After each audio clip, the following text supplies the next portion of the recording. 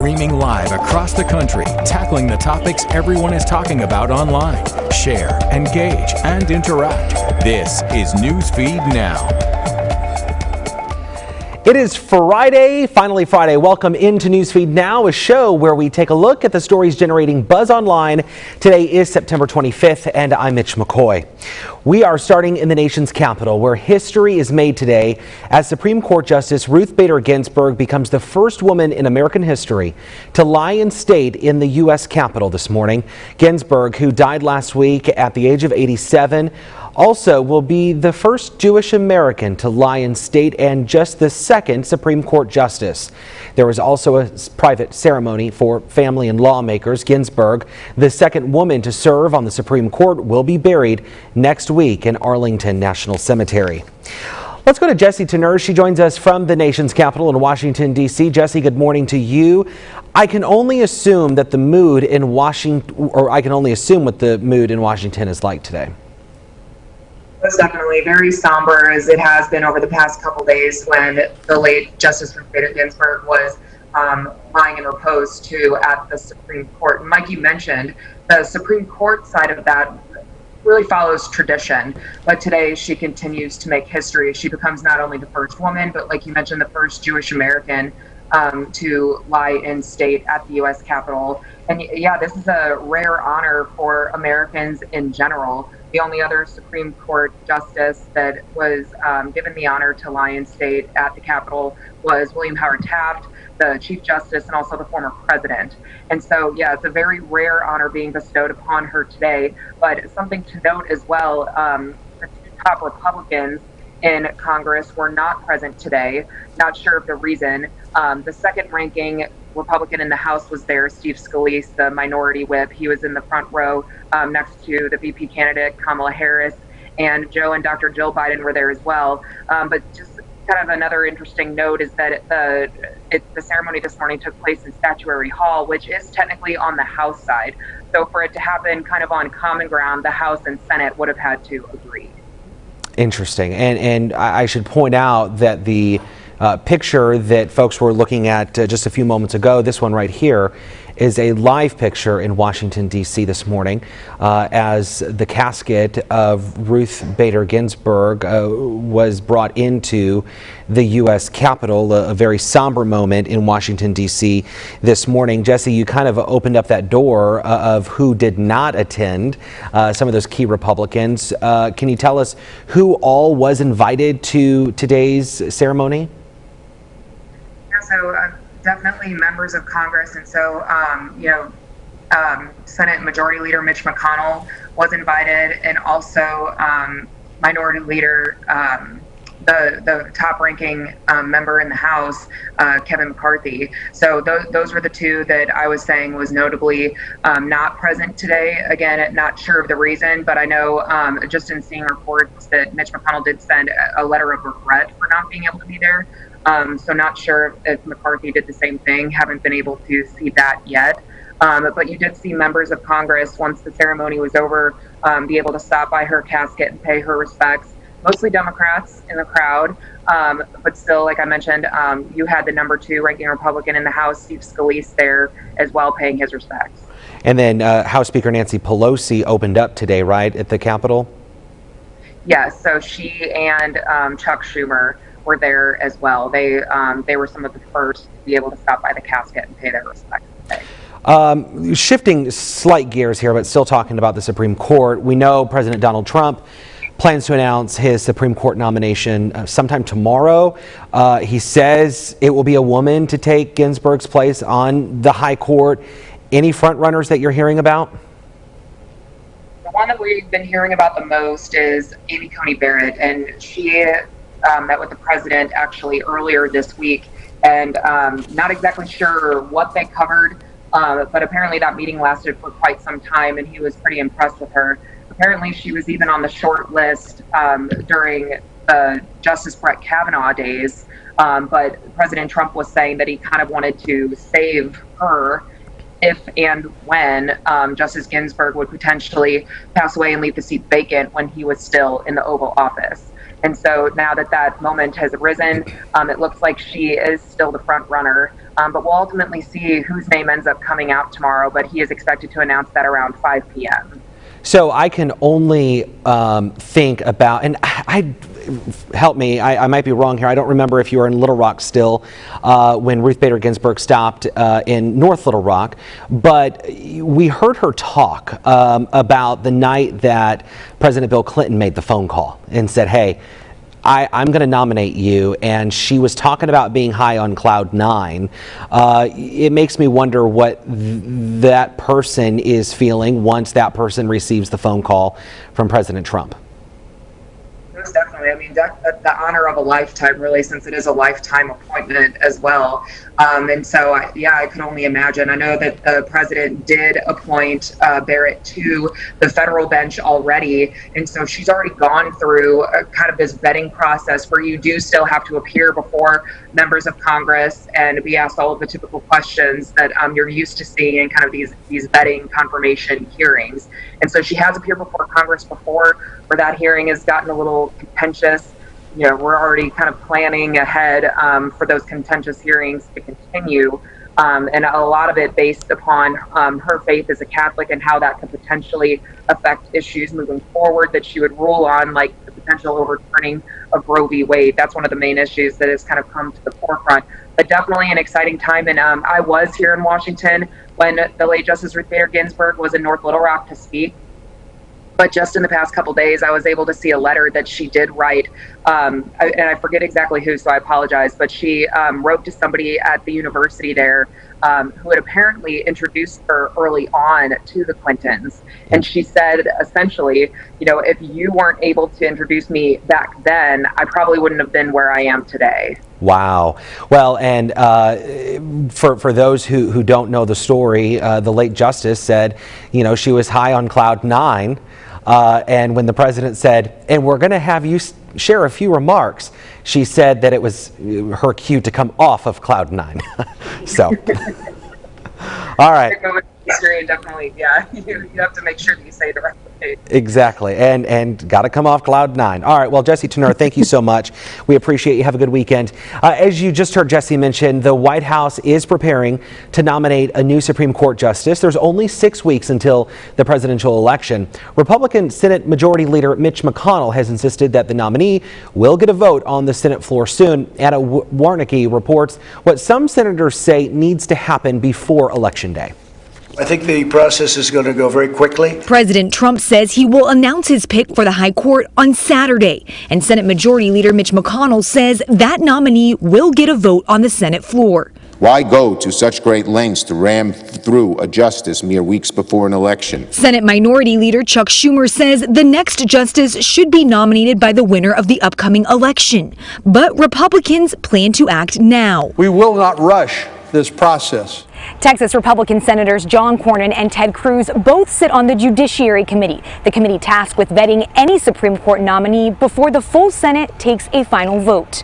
My colleagues and I on the Judiciary Committee will do our job and thoroughly examine the nominee, just as we would any other nominee to the court. Oklahoma Republican Jim Inhofe says typically the confirmation process takes 30 days. He says that's plenty of time before November 3rd. A lot of the Democrats don't like the idea that we have a Republican president who is now, after this is over, will have done 3 United States Supreme Court justices. McConnell says a confirmation hearing could come as early as next week.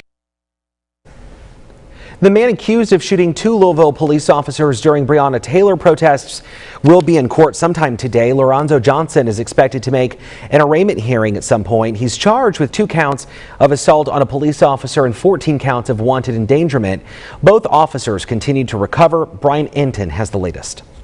A somber and peaceful scene at the Breonna Taylor Memorial in downtown Louisville Thursday. Many here are finding it difficult to accept that the 3 police officers involved in Taylor's death will not be charged with her killing. That was just more of a slap in the face. Sadness and anger after a violent Wednesday night on the Louisville streets.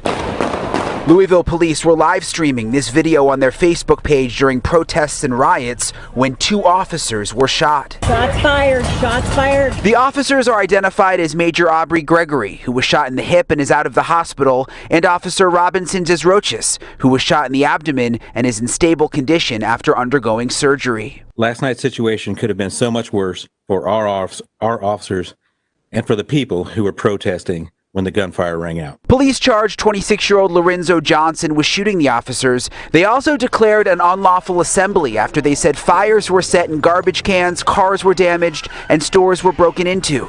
The mayor urging protesters to remain calm as the FBI investigation into Breonna Taylor's death continues. We don't have control over what the FBI will do with its investigation. We do have control over what happens next in our city. At the memorial, the emotion is still raw.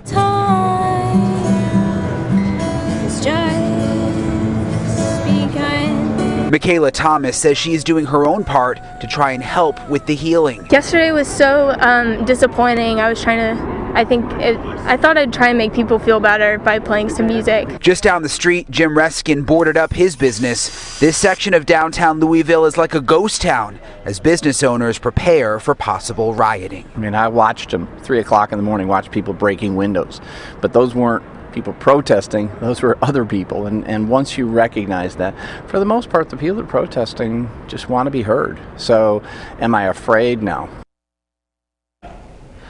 Let's move to the West Coast. At least one person was injured after 2 vehicles drove through a crowd of demonstrators in the Hollywood neighborhood of Los Angeles. There are about 300 people protesting this week's grand jury decision in the Breonna Taylor case.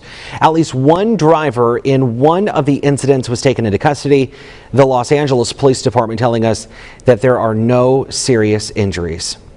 A woman who refused to wear a mask at a middle school football game in Ohio was tased and arrested. In the bleachers, the officer told her several times to put on a mask or leave, and because she was violating school policy, things went downhill from there. And the officer started struggling to arrest her for several minutes. Matt Halperin picks up the story.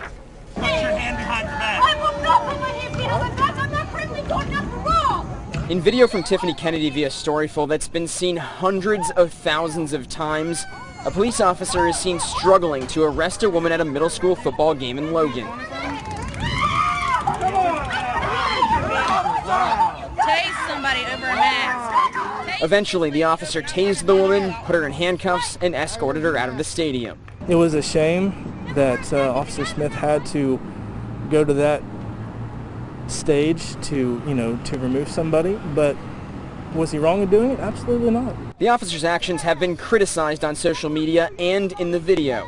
Kevin Knight and others are defending him, supporting the officer by standing outside the Logan police station. To show him in our local police station that we are behind them. I'm not a fan of the mandate of the mask law. I'm not. But, you still got to be a law-abiding citizen. According to Logan police, the woman arrested is Alicia Kitts. She's charged with criminal trespassing and more charges are pending. The police officer is Officer Chris Smith. Police say in trying to get her to follow COVID-19 rules, Officer Smith told her several times to put a mask on or she'd have to leave.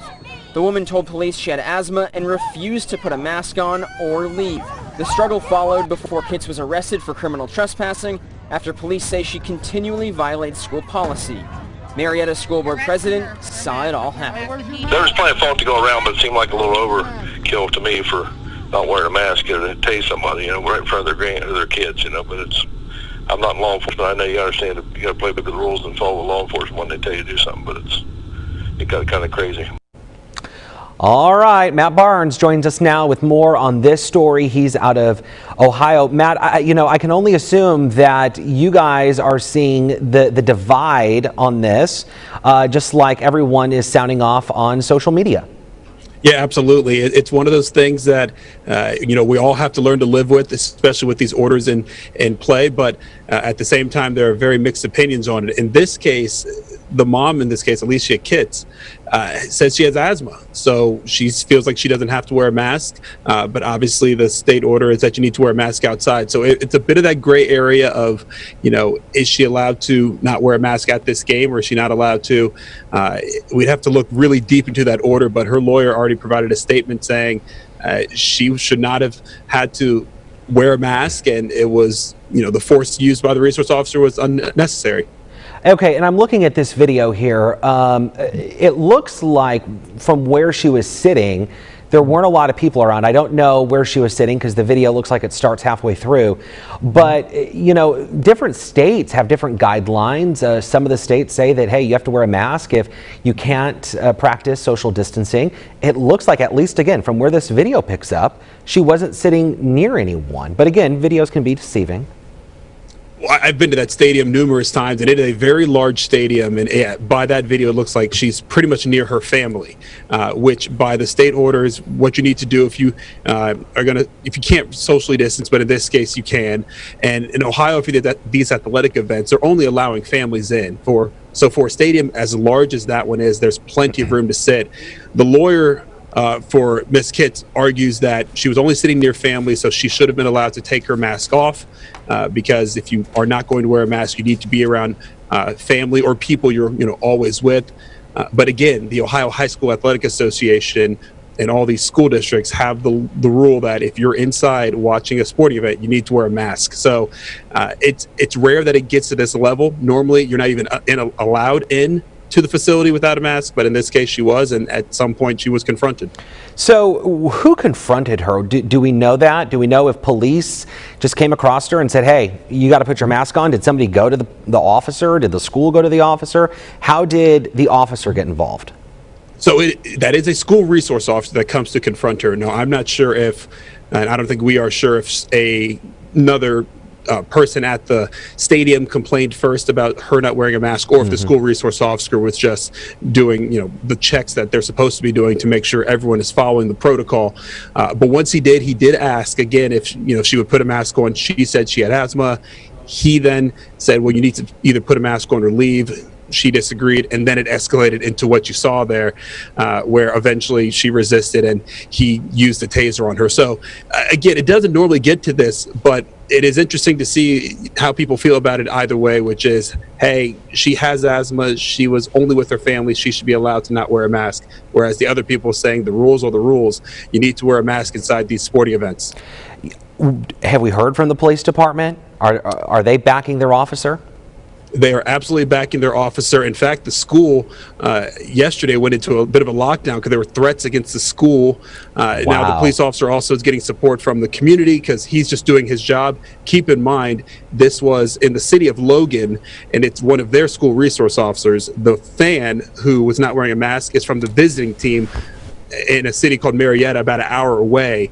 So if there are threats coming in, it's likely coming from the visiting team, which is, in another city. So so many things that play here. But yeah, the police department absolutely is backing their officer for, once he told her, if you're going to be here without a mask, it will be criminal trespassing. She still did not leave. And so that is why he arrested her for the criminal trespassing, not just for not wearing the mask, but for not wearing a mask involves criminal trespassing, and there lies the actual crime. So Matt, are we expecting any additional charges be filed against her? Because I'm kind of surprised, resisting arrest wasn't slapped on there. We're a little bit surprised too. We're wondering if more charges will come about. In the meantime, we just have the statement from the lawyer who is going to fight this hard. He is adamant, saying she committed no crime, committed no criminal trespassing, because by the order that the state put out, she didn't do anything wrong because she has asthma. She was social distancing away from others besides her family. And, the lawyer lays out a long list here. So we'll see where this goes. This is definitely a developing story that we're going to continue to follow to see who was right here and who was wrong, and did it have to even get this far in the first place? You're absolutely right. I mean, this just happened. This is still very much developing. It's interesting just looking at various police departments or sheriff's offices and what their protocols are related to these mask mandates, because we know each state is different. We know that in Arkansas, a lot of the sheriff's offices say, hey, we're not enforcing this. Yeah, and that's the thing. In Ohio, there's been some enforcement, but most businesses, they've been pretty good about, hey, if someone walks in without a mask, we don't want to have that, that 20 to 25-year-old employee having to be forced to do that. But the schools here in Ohio have been tasked with making sure they have someone checking whether or not they're wearing a mask or not, and whether it's just a staff member or, in this case, a school resource officer. And so, and he's just doing his job to make sure everyone's wearing a mask. Wherein lies the difference here is that she says she has asthma. The lawyer also says she does as well. And then whether or not she needs to, because there is that caveat that we've heard the governor say numerous times here, that if you have a breathing problem or something like that, that precludes you from wearing a mask, you don't need to. But the rules are the rules inside these schools. When you're watching these sporting events, you need to wear one. So it'll be interesting to see where this all shakes out in the end.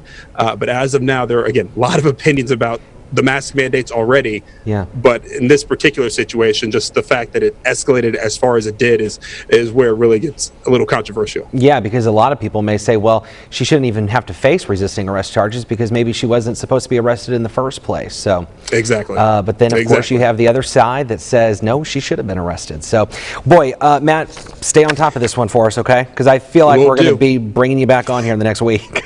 I have a feeling we will as well. We'll continue to follow it. All right. Have a good weekend.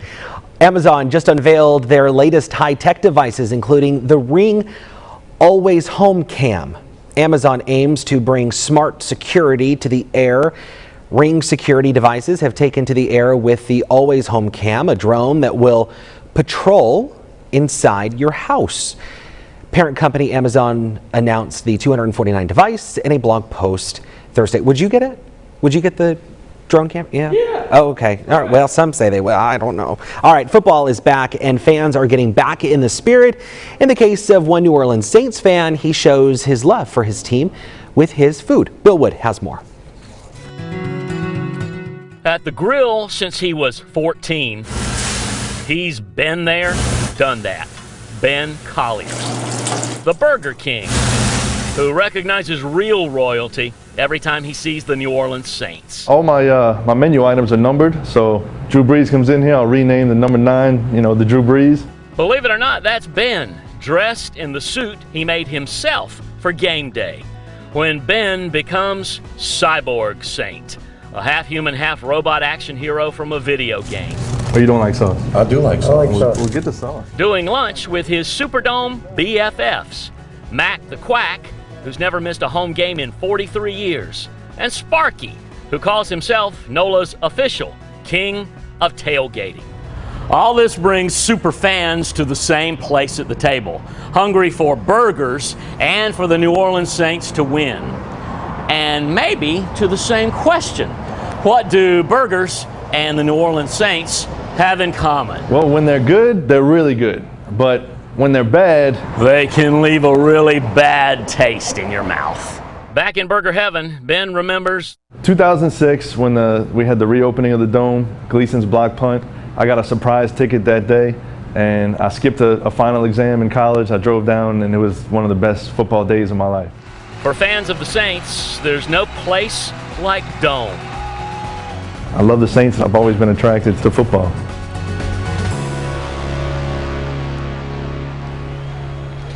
Wow, Wild Bill Will joins us now. Boy, this is one of a kind. He's totally one of a kind. Ben, the burger guy who loves the Saints, who has in fact been going to the Saints games, Mitch, since he was a kid. He went with his dad and his brother, but just between you and me, the dad was not a big football fan, so they had to leave, particularly if the Saints weren't doing so hot during the game. They would leave during halftime. So Ben, once he grew up and got his own burger place and became his own Saints super fan of a man, said, I'm going to stay, I'm going to get season tickets, and I will be there no matter what.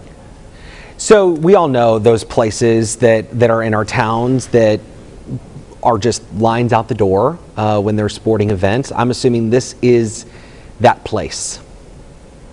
He does get the lines during the game, especially now during COVID-19 when fans cannot go into the Superdome. You know, there's no place like Dome, and they can't go there. But they can go to Ben's. He does get the fans, and he gets a lot of the players who come in there. And as he said, if number 9 came in there, Drew Brees, he would name that burger after him. So he's ready for fans to power and fuel players and fans for every season. So as we were looking at some of the video and we saw the person dressed with the makeup on and the nose and the bright yellow hair, leaving, if I were to leave that restaurant or if I was walking by and not really know what's going on, I'd probably be like, what is that? Who is coming out of that restaurant? Yeah. That's Mac the Quack, and he goes around quacking, and he hasn't missed a home game in 43 years. He is in this famous book, coffee table book of the super fans, the group of 40 or 50 fans who dress up. There's a guy who dresses as the Pope. Ben Collier dresses as Cyborg Saint, half man, half human, sort of a superhero from a video game. So these are folks who dress for success and sit there as close as they can to the field and watch every game. But yeah, at first glance, you would be taken aback, and then I'll bet, Mitch, that you would be dressing up just like one of them. Probably. I like the hair. Okay. The hair is available in all colors. Oh, all colors. Okay. Yeah, sure. Why not? Did you get anything to eat while you were there? You know, I didn't, but I know the burgers are good, the onion rings are good, the French fries are famous. I did get a hat. So I do wander around town with a Ben's Burgers hat. So do you have it right there? Is it just a normal hat or? Don't. Okay. It's it's a trucker's hat. You know, it's sort of the mesh in the back, and then the front is solid. Okay. But it says Ben's Burgers. He has a new logo coming out that has Ben on it. So I'll get one of those, and I'll get one for you, and we'll wear that the next time we meet on TV. I would like that. Which is any time you invite me, by the way. Well, I'll be here for you. You know what? Let me tell you, once we get those hats, we are scheduling the next show already. We will be Mad Hatters. There you go. I like it. Hey, thank you so much. There's no place like Dome, but right here's a better place. There you go. All right. Thank you, sir, very much. We appreciate it. And that is it for Newsfeed Now on a Friday. Hope you have a great weekend. Be safe. Enjoy the weather if it's beautiful out. If not, definitely keep everyone in your thoughts out there on the West Coast with the wildfires. Have a good weekend.